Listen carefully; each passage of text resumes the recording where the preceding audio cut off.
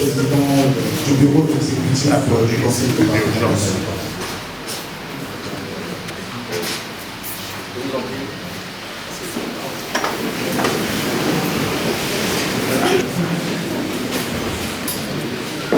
Du conseil communal de la ville d'Ifondo, la cité obondienne, monsieur le premier départemental, monsieur le président du tribunal de grande instance d'Ifondo, monsieur le procureur public, mesdames et messieurs, chers invités en vos rangs, grades et prérogatives, qui s'est tenue en février dernier, session qui avait doté notre conseil d'un budget conséquent du programme des Nations Unies pour le développement PNUD. Et ceci nous permettra, mesdames et messieurs, distingués invités, il est des moins nantis en infrastructures socio-communautaires et de développement d'une manière générale.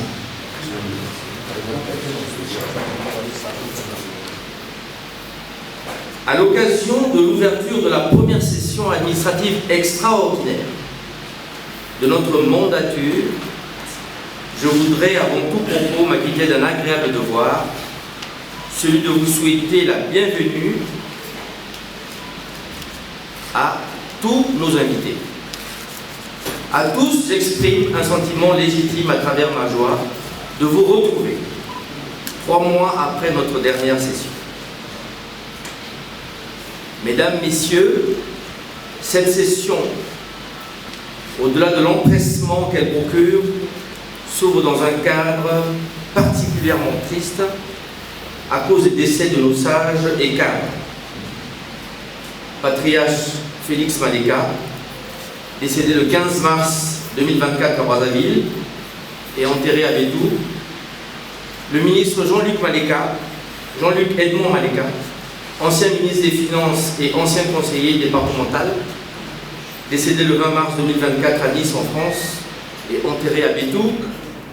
Le vénérable André Longuelet, ancien maire de Boto-Boto, décédé le 1er juin 2024 et enterré à Bédou le 30 juin 2024.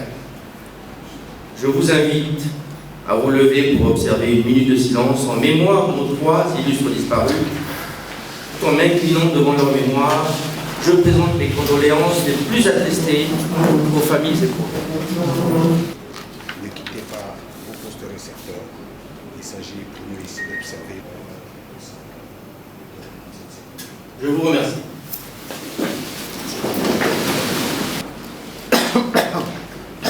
Nous tenons notre session administrative extraordinaire du Conseil départemental de la Liguala sous le thème « Validons notre plan de développement local, PDL, pour impulser l'émergence de la Liguala ». Ce thème présente un intérêt particulier, majeur, car il appelle à la mobilisation des émergences dans le département de la Liguala.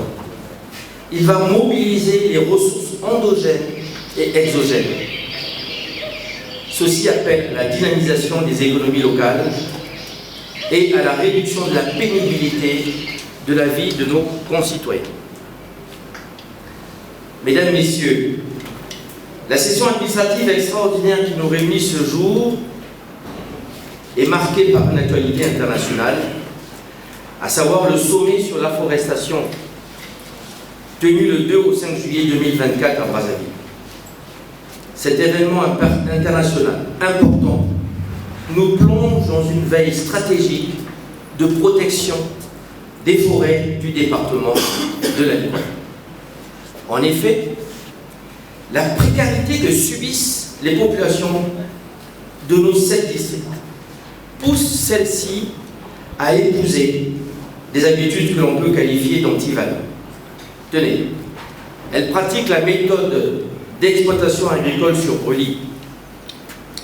Dans les premiers mois de leur exploitation, elles brûlent 2 à 3 hectares par famille et après 2 ans, une fois les sols épuisés, ces familles reprennent la même action dans un autre endroit. Si on ne légifère pas, dans les 10 ans à venir, le département de la Liguala aura perdu 200 000 hectares de forêt.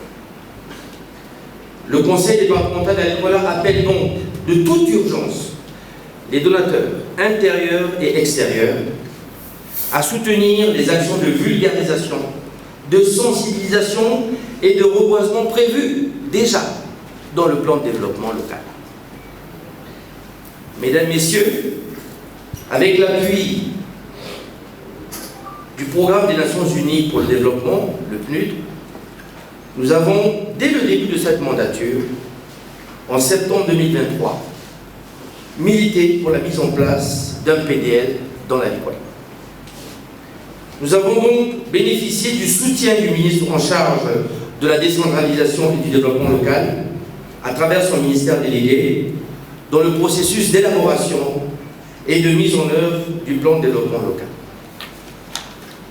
L'élaboration du PDL a été menée à travers des travaux participatifs, des missions, des visioconférences, des ateliers, le diagnostic participatif, les débats liés aux questions financières, des projets structurants et micro-projets, l'analyse des axes stratégiques, la stratégie de communication.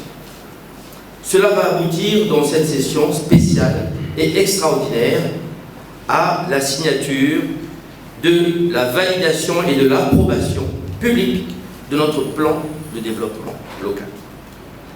Mesdames, Messieurs, ce PDL est un PDL de deuxième génération, c'est-à-dire un PDL impulsé par le leadership du conseil départemental lui-même.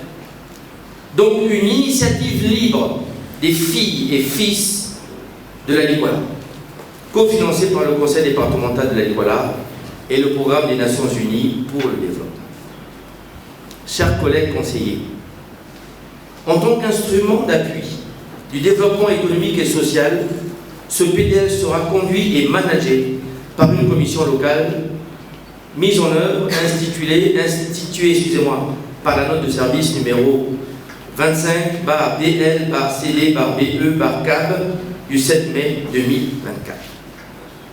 Chers collègues conseillers, élaborer un PDL n'est pas une fin en soi.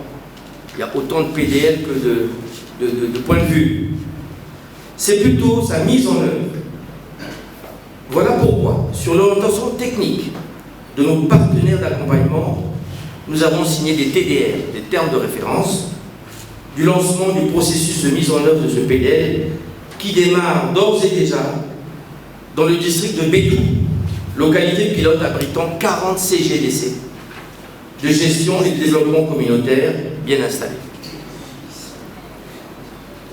Chers collègues conseillers, nous projetons d'organiser une conférence des présidents des CGDC dans le district de Dignélé au mois d'octobre 2024. Chers collègues conseillers, vous conviendrez avec moi que cette entreprise d'élaboration est très laborieuse sur le plan de financement.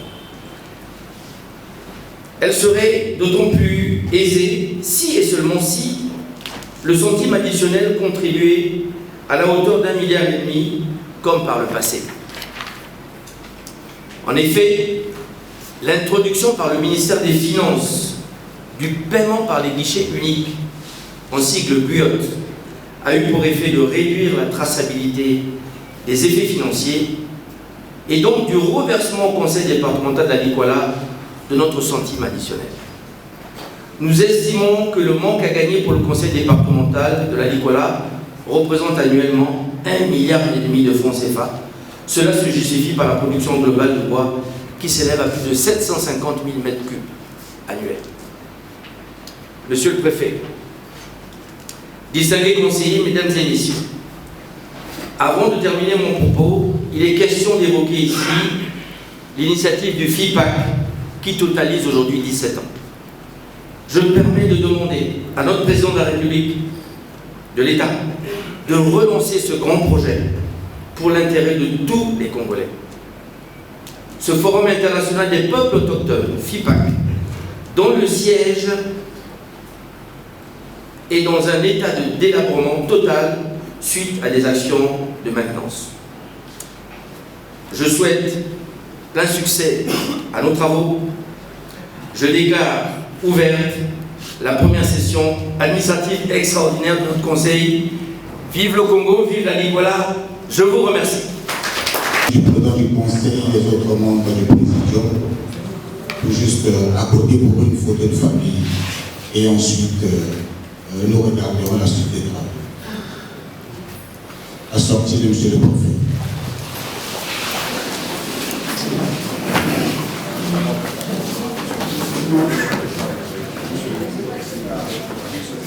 Ah